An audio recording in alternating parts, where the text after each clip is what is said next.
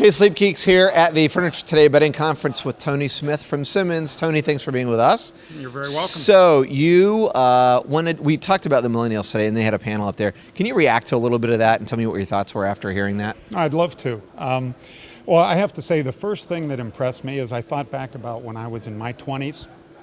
And I can honestly tell you, I feel like I couldn't find my butt with both hands then. And so the intellect and the feedback that we got today I thought was really interesting. I mean, it makes you hopeful about the future. It is, and they talked about price being an issue, and it is different for millennials, don't you think?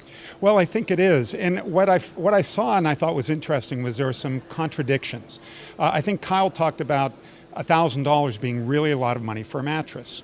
But then as the group spoke more, and you listened to Rachel and Elena, they started talking about spending money on the adjustable base, power base, and how that was such an important lifestyle item. And that dovetailed into the idea that innovation was so important. Then I think it was Kyle talked about the Sheiks, the high performance sheets that he went out and bought on his own, which I think he said he spent $300 for. And then of course everyone's electronic, plugged in with iPads and smartphones, right, which are expensive. So what I took away from that was how important innovation is. Because while Kyle talked about a mattress being expensive for $1,000, they then talked about all these other items that were all innovative, all state-of-the-art in their class, and they were very expensive. You follow? No, I just think it's a very interesting disconnect.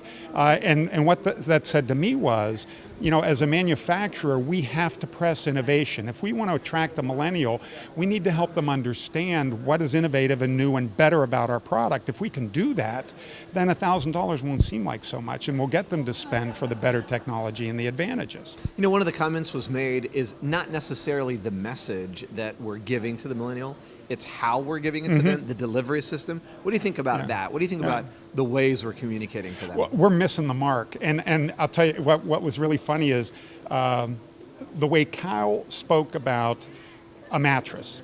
If you remember what he said, well, my back doesn't hurt and my shoulder doesn't hurt. I'm young, so that doesn't matter to me, right?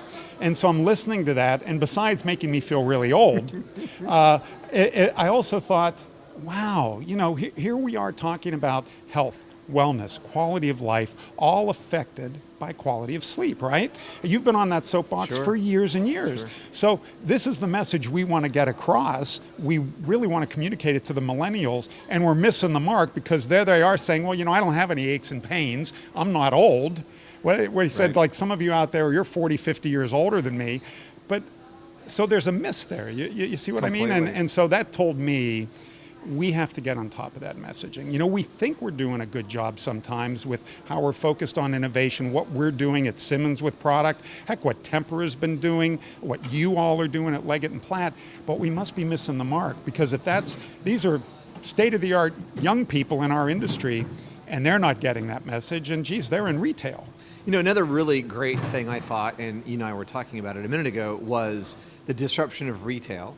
So a lot of product promotion stuff in advertising today. We saw something different in one of the sessions. What did you think about that? I liked it a lot, and we ran out of time. I'm really impressed with the Tuft & Needle, to use them as an example. If you go to their website, they're incredibly transparent in the sales process. They talk about the cost of putting the mattress together. They talk about, as I recall, I think they even take it down to what type of margin they're making on the sales. And that level of transparency must resonate with consumers. I think that you could have heard a pin drop when they said, I guess needle drop would be the play on words, right? When they said their return rate was 1%, right?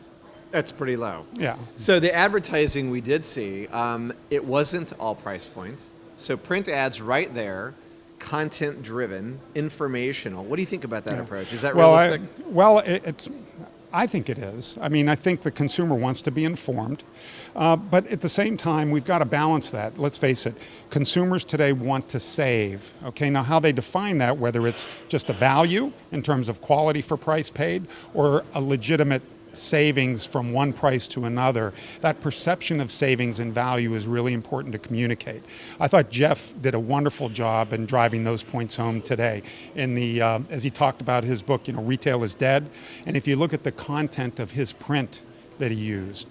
Very clever, very substantive, talking about what makes a difference and value and what consumers should pay attention to. I think there's a message there for all of us. Well, I want to tell you, on behalf of everyone in the industry, we sincerely appreciate the effort and the support of the MAGAWITS event, which comes right at the end of this. You guys have stepped up in a big way, and we're really grateful for that. So thank you, Tony. Appreciate Well, you you're being welcome. with us. It's good to see you. Okay, Take care, take Mark. care. Bye-bye.